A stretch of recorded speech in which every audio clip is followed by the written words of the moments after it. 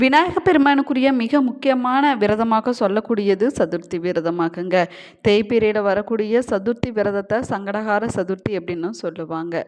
இந்த விரதம் பார்த்தீங்கன்னா சில குறிப்பிட்ட மாதத்தில் இல்லைன்னா கிழமையில் வருவது ரொம்பவே சிறப்பு வாய்ந்ததாகுங்க. அப்படி கார்த்திகை மாதத்தில் சோமவாரத்தில் வரக்கூடிய சங்கடஹார சதுர்த்திக்கு என்னென்ன சிறப்புகள், இந்த விரதத்தை நம்ம எப்படி கடைபிடிக்க வேணும் என்பதை பற்றி இந்த பதிவில் விரிவாக பார்க்கலாங்க. வீடியோவை ஸ்கிப் பண்ணாமல் முழுசாக பாருங்கள். நம்ம சேனலை இப்போ தான் ஃபர்ஸ்ட் டைம் பார்த்துட்டு இருக்கிறீங்க அப்படின்னா நம்ம சேனலை இன்னும் சப்ஸ்கிரைப் பண்ணலன்னா சப்ஸ்கிரைப் பண்ணிக்கோங்க. கூடவே இருக்கிற பெல் ஐக்கானையும் ப்ரெஸ் பண்ணிக்கோங்க. உங்களுக்கு ஜோதிட ரீதியாக சந்தேகம் இருந்தாலும் சரிங்க, தனிப்படையாக ஜோதிடம் பார்க்க விரும்பினாலும் சரி, இந்த வீடியோவுக்கு கீழே டிஸ்கிரிப்ஷனில் வராகி அம்மன் ஜோதிட நிலையத்தோட தொலைபேசி எண் கொடுத்துருக்குறேன். இந்த எண்ணுக்கு தொடர்பு கொண்டு பேசி பாருங்கள். உங்கள் பிரச்சனைகளுக்கு சரியான தீர்வு கிடைக்குங்க. வாங்க வீடியோக்குள்ளே போகலாம். உங்களுக்கு விநாயகர் பிடிக்கும் அப்படின்னா ஓம் கம் கணபதியே நமக என்ற வாசகத்தை மறக்காமல் கமெண்ட் பாக்ஸில் 3 முறை பதிவிடுங்க. விநாயகர் பெருமானை வழிபாடு செய்வதற்கு பல விரத நாட்கள் இருந்தாலும் கூட விரதத்தில் மிக சிறப்பானதும் பழமையானதும் சங்கடங்கள் அனைத்துமே தீர்க்கக்கூடியது சங்கடகார சதுர்த்தி விரதம் அப்படின்னும் சொல்லப்படுதுங்க. இந்த விரதத்தை நம்ம கடைபிடிப்பதனால அளவு கடந்த ஆனந்தத்தை பெற முடியும் அப்படின்னும் சொல்லப்படுது. அது மட்டும் இல்லாமல் சகல சௌபாகியங்களும் நமக்கு கிடைக்கும் அப்படின்னும் சொல்லப்படுதுங்க. அதே போல் ஒவ்வொரு மாதத்துலேயும் வரக்கூடிய சங்கடகார சதுர்த்தி நாளில் நம்ம விரதம் இருந்தோம்னா நம்முடைய குடும்பத்தில் சுபிட்சமானது உண்டாகுங்க. அது மட்டும் இல்லாமல் எந்த ஒரு தடைகள் இல்லாமல் எல்லா காரியங்களும் வெற்றியில் போய் முடியும் அப்படின்னும் சொல்லப்படுதுங்க. ஹரை என்ற சொல்லுக்கு அழித்தல் என்று பொருளாகுமாங்க. ஒவ்வொரு மாதமும் பௌர்ணமிக்கு அடுத்ததாக வரக்கூடிய சதுர்த்தி திதியை சங்கடகார சதுர்த்தி அப்படின்னு சொல்லுவாங்க. அதாவது கிருஷ்ண பட்சத்தில் வரக்கூடிய சதுர்த்தி ஆகுங்க இந்த சதுர்த்தி. ஆவணி மாத தேய்பிறையில் வரக்கூடிய சதுர்த்தி நாளில் இந்த விரதத்தை கடைபிடிக்க தொடங்க வேணுங்க. ஒவ்வொரு செவ்வாய்க்கிழமையிலும் வரக்கூடிய சங்கடகார சதுர்த்தி ரொம்பவே சிறப்பு வாய்ந்தது அப்படின்னும் சொல்லப்படுது. இதை மகா சங்கடகார சதுர்த்தி அப்படின்னும் அழைப்பாங்க. இந்த விரதத்தை நம்ம கடைபிடிப்பதனால நீண்ட நாட்களாக தீராத இருக்கக்கூடிய நோய் பிரச்சனைகள் அனைத்துமே தீர்ந்துவிடும் அப்படின்னும் சொல்லப்படுதுங்க. அது மட்டும் இல்லாமல் நம்முடைய வாழ்க்கையில் தொடர்ந்து பலவிதமான துன்பங்களுக்கு ஆளாகி கொண்டு இருக்கக்கூடிய நிலை இருக்கக்கூடியவங்க அந்த நிலையானது விலகி சந்தோஷமான நிலையை அடைய முடியும் அப்படின்னும் சொல்லப்படுது. மிக சிறப்பான கல்வி, அறிவு, புத்தி கூர்மை, நீண்ட ஆயுள், நிலையான செல்வம் போன்றவை கிடைக்குங்க. அது மட்டும் இல்லாமல் நல்ல குழந்தை என பலவிதமான நன்மைகளை இந்த சங்கடகார சதுர்த்தி விரதத்தை நம்ம கடைபிடிப்பதனால பெற முடியுங்க. மேலுமே சனி தோஷத்திற்கு ஆளாகி இருக்கக்கூடியவங்க இந்த விரதத்தை கடைபிடிப்பதனால சனியனுடைய தாக்கமானது குறையும் அப்படின்னும் சொல்லப்படுது. மன கஷ்டங்கள் அனைத்துமே தீர்ந்து விடுங்க. தீரவே தீராது அப்படின்னு சொல்லக்கூடிய பிரச்சனைகள் கூட இந்த விரதத்தை நம்ம கடைபிடித்து விநாயகர் பெருமானை வழிபடுவதனால அனைத்து விதமான பிரச்சனைகளும் விலகிவிடும் அப்படின்னும் சொல்லப்படுதுங்க. மேலுமே சங்கடகார சதுர்த்தி அன்னைக்கு அதிகாலையில் எழுந்து பால் பழத்தை குடித்துவிட்டு மாலை வரைக்கும் நம்ம விநாயகர் பெருமானை நினைத்து உபவாசமாக இருக்க வேணுங்க. அன்றைய நாளில் மாலை நேரத்தில் பக்கத்தில் இருக்கக்கூடிய விநாயகர் பெருமான் கோவிலுக்கு சென்று அங்கே நடக்கக்கூடிய அபிஷேக ஆராதனையில் நம்ம கலந்து கொள்வது ரொம்பவே நல்லதுங்க. அன்றைய நாள் ஆலயத்தை 8 முறை நம்ம வலம் வந்து நம்முடைய வேண்டுதல்கள் என்னவோ அதை வேண்டிக் கொள்ள வேணுங்க. அனைத்து பூஜைகளும் முடிந்த பின்னாடி நம்முடைய வீட்டுக்கு வந்து நம்முடைய உபவாசத்தை நம்ம நிறைவு செய்து கொள்ளலாங்க. விநாயகர் பெருமானுக்கு வெள்ளரிக்கை, அருகம்புல் மாலை சாற்றி அன்றைய நாளில் வழிபடுவது ரொம்பவே சிறப்பானதாகுங்க. சங்கடஹார சதுர்த்தி நாள் அப்படிங்கிறது விநாயகர் பெருமானுக்கு உரிய நாள் அப்படின்னும் சொல்லப்படுது.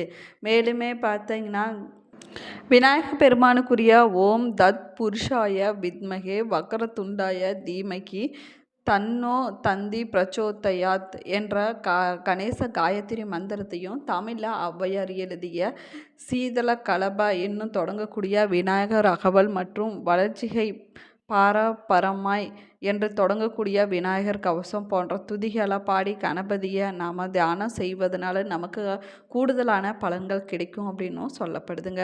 அதில் டிசம்பர் 8ஆம் தேதியான இன்று வரக்கூடிய சங்கடகார சதுர்த்தி கார்த்திகை மாத சங்கடகார சதுர்த்தி அப்படின்னும் அழைக்கப்படுது. கார்த்திகை சோமவாரத்தோடு சேர்ந்து வரக்கூடிய இந்த சங்கடகார சதுர்த்தி ரொம்பவே சிறப்பு வாய்ந்ததாகுங்க. சதுர்த்தி விரதம் தோன்றுவதற்கு காரணமான சந்திரனுக்குரிய திங்கட்கிழமையில் அதுவும் சிவபெருமானுக்குரிய கார்த்திகை சோமவாரத்தில் வரக்கூடிய இந்த சதுர்த்தி அனைத்து விதமான மனக்குழப்பங்கள், கவலைகள் அனைத்தையுமே போக்கிவிடும் அப்படின்னும் சொல்லப்படுதுங்க. அது மட்டும் இல்லாமல் இது வரைக்கும் இருந்துட்டு வந்த காரிய தடைகள், தடுமாற்றம் போன்றவைகள் நீங்கிவிடும் அப்படின்னும் சொல்லப்படுதுங்க. அமாவாசை மற்றும் பௌர்ணமியிலிருந்து வரக்கூடிய 4வது திதி சதுர்த்தி திதி அப்படின்னும் சொல்லப்படுதுங்க. அமாவாசைக்கு பிறகு வரக்கூடிய சுக்லபட்ச சதுர்த்தி என்றும், பௌர்ணமிக்கு பிறகு வரக்கூடியது கிருஷ்ணபட்ச சதுர்த்தி அப்படின்னும் அழைக்கப்படுது. பௌர்ணமிக்கு பிறகு வரக்கூடிய சதுர்த்தியை சங்கடகார சதுர்த்தி அப்படின்னு சொல்லுவாங்க. நம்முடைய வாழ்க்கையில் அனைத்து விதமான கஷ்டங்களும் துன்பங்களும் போக்கக்கூடிய சக்தி வாய்ந்ததாக சொல்லக்கூடியது இந்த சங்கடகார சதுர்த்தி நாளாகுங்க. இந்த நாளில் நம்ம விரதம் இருந்து விநாயகரை வழிபட்டோம்னா எப்படிப்பட்ட பிரச்சனையாக இருந்தாலும் சரிங்க, தீர்க்க முடியாது அப்படின்னு சொல்லக்கூடிய பிரச்சனையாக இருந்தாலும் சரிங்க, அந்த பிரச்சனை தீர்வதற்கு வழி பிறக்குங்க. சந்திரனுடைய இயக்கத்தை பொறுத்து கணிக்கக்கூடிய திதி சதுர்த்தி திதி அப்படின்னும் அழைக்கப்படுது. அமாவாசை மற்றும் பௌர்ணமிக்கு அடுத்து வரக்கூடிய 4வது நாள் சதுர்த்தி திதியாகுங்க. வடமொழியில் சதுர்த்தி அப்படிங்கிறது 4 என்பதை குறிக்குமாங்க. ஒவ்வொரு 15 நாளைக்கு ஒரு முறை சந்திரன் சுழற்சியால் சதுர்த்தி திதியானது வருது அப்படின்னு சொல்லப்படுது. விநாயகர் பெருமானின் அருளை பெறுவதற்கான இந்த விரதம் பார்த்திங்கன்னா சதுர்த்தி விரதம் அப்படின்னு அழைக்கப்படுது. விநாயகர் எளிமையான தெய்வம் அப்படின்னு சொல்லப்படுறாருங்க. சதுர்த்தி விரதமும் ரொம்பவே எளிமையானது அப்படின்னும் சொல்லப்படுது. சதுர்த்தி அன்னைக்கு காலையில் எழுந்திரிச்சு நம்ம குளித்து விட்டு விநாயகர் கோவிலுக்கு போய் ஆலயத்தை நம்ம 11 முறை வலம் வர வேணுங்க. அதற்கு பிறகு அருகம்புல் வெள்ளரிக்கை போன்றவற்றை விநாயகருக்கு மாலை கட்டி போடலாங்க. முடிந்தவங்க நாள் முழுவதும் உபவாசமாக இருக்கலாங்க. முடியாதவங்க பால் பழத்தை மட்டும், உடல்நிலையில் பிரச்சனை இருக்கக்கூடியவங்க பால் பழத்தை மட்டும் எடுத்துக்கொண்டு உங்களுடைய விரதத்தை நீங்கள் கடைப்பிடிக்கலாங்க. விநாயகர் பெருமானுக்கு ரொம்பவே பிடித்த மோதகம், அவல், பொரி, கொழுக்கட்டை, சக்கரை பொங்கல், சுண்டல் இதில் ஏதாவது ஒன்றை இல்லைன்னா உங்களால் என்ன முடியுதோ அதை நீங்கள் அன்றைய நாளில் நெய்வேத்தியமாக படைத்து வழிபடுவது ரொம்பவே சிறப்பானதாகுங்க. சதுர்த்தி விரதம் யார் வேணும்னாலும் கடைப்பிடிக்கலாங்க. அதுலேயும் குறிப்பாக குழந்தை இல்லாதவங்க, நோய் பிரச்சனை இருக்கக்கூடியவங்க, நல்ல வேலை கிடைக்க வேணும் அப்படின்னு சொல்லக்கூடியவங்க, பலவிதமான கஷ்டங்களை வாழ்க்கையில் அனுபவிச்சுட்டு வரக்கூடியவங்க இந்த விரதத்தை கடைப்பிடிப்பது ரொம்பவே சிறப்பானதாகுங்க. மேலுமே கேது தோஷம், நாகதோஷம் இருக்கக்கூடியவங்க இந்த நாளில் விநாயகரை வழிபடுவது சிறப்பான பலன்களை கொடுக்கும் அப்படின்னு சொல்லப்படுது. சதுர்த்தி நாளில் விரதம் இருந்து விநாயகரை வழிபட்டோம்னா அனைத்து விதமான குழப்பங்களும் விலகிவிடுங்க. வாழ்க்கையில் ஏற்பட்ட கஷ்டங்கள், கிரக தூஷங்கள் விலகிவிடும் அப்படின்னு சொல்லப்படுதுங்க. அனைத்து விதமான சங்கடங்களையும் போக்கக்கூடியது தாங்க சங்கடகார சதுர்த்தி அப்படின்னு சொல்லப்படுது. காரிய தடைகள் நீங்குங்க, சகல விதமான சௌபாகியங்களும் கிடைக்கும் அப்படின்னு சொல்லப்படுது. சதுர்த்தி திதி துவங்கியதிலிருந்து விரதத்தை நம்ம கடைப்பிடிக்க வேணுங்க. இல்லைன்னா சதுர்த்தி அன்னைக்கு காலையிலேயே நம்முடைய விரதத்தை நம்ம தொடங்கி விட வேணும். மாலையில் விநாயகர் கோவிலுக்கு நடக்கக்கூடிய பூஜையில் கலந்து கொண்டு அதற்கு பிறகு நம்மளுடைய விரதத்தை நம்ம நிறைவு செய்து கொள்ள வேணுங்க. அன்றைய நாளில் விநாயகர் அகவல் படிக்கலாங்க. சதுர்த்தி விரதம் இருக்கக்கூடியவங்க காலை மாலை என 2 நேரத்துலையுமே வீட்டில் விநாயகர் படத்துக்கு முன்னாடி விளக்கேற்றி மலர்கள் மற்றும் அருகம்புல் சுற்றி வழிபட வேணுங்க. விநாயகருக்குரிய மந்திரங்கள், பாடல்கள் போன்றவற்றை பாடி தீப தூப ஆராதனை காட்டி பூஜையை நம்ம செய்ய வேணுங்க.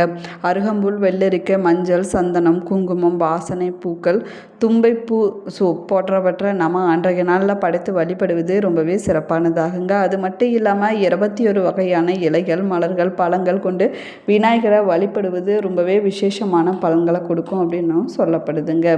அன்றைய நாளில் நெருப்பு சம்பந்தமான காரியங்களை செஞ்சோம் அப்படின்னா வெற்றி கிடைக்கும் அப்படின்னும் சொல்லப்படுதுங்க. கடன்களை அடைக்க நீண்ட கால பகை சமாதானமாகிறதுக்கு வேத சாஸ்திரங்கள் கற்பதற்கு உரிய நாளாக இந்த சதுர்த்தி நாள் சொல்லப்படுது.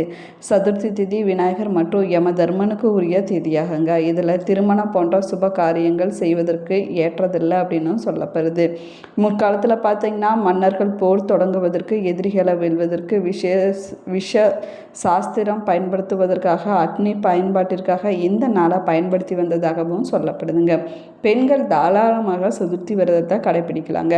ஆடி மாதத்தில் வரக்கூடிய நாக சதுர்த்தி அன்று பெண்கள் விரதம் இருந்து வழிபட்டாங்கன்னா நாக தோஷமானது நீங்கி விடுங்க, திருமண தடை விலகி விடுங்க. குழந்தை பாக்கியம் இல்லாதவங்க இந்த விரதத்தை கடைப்பிடிச்சாங்க அப்படின்னா குழந்தை பாக்கியமானது விரைவில் கிடைக்கும் அப்படின்னும் சொல்லப்படுதுங்க. மேலுமே குழந்தைகள் கல்வி கற்பதற்கு, கிரக தோஷங்கள் விலகுவதற்கு, அதுலேயும் குறிப்பாக கேது, நாக மற்றும் சந்திர தோஷம் இருக்கக்கூடியவங்க சதுர்த்தி விரதத்தை கடைப்பிடித்து விநாயகரை வழிபடுவது ரொம்பவே சிறப்பானதாகுங்க. விநாயகரை வழிபடுவதற்குரிய திதி சதுர்த்தி திதியாகுங்க. சதுர்த்தி திதியில் விரதம் இருந்து விநாயகரை வழிபடுபவங்களுக்கு எப்பேற்பட்ட துன்பமாக இருந்தாலும் சரி அந்த துன்பமானது விலகிவிடும் அப்படின்னு பக்தர்களோட நம்பிக்கையாக சொல்லப்படுது. இந்த பதிவு உங்களுக்கு பயனுள்ள தகவல்களை கொடுத்துருக்குன்னு நினைக்கிறேன். இந்த பதிவு உங்களுக்கு பிடிச்சிருந்தால் லைக் பண்ணுங்கள், ஷேர் பண்ணுங்கள், கமெண்ட் பண்ணுங்கள். இன்னும் நம்ம சேனலை சப்ஸ்கிரைப் பண்ணலன்னா சப்ஸ்கிரைப் பண்ணுங்கள். கூடவே இருக்கிற பெல் ஐக்கானையும் ப்ரெஸ் பண்ணிக்கோங்க. Thank you friends.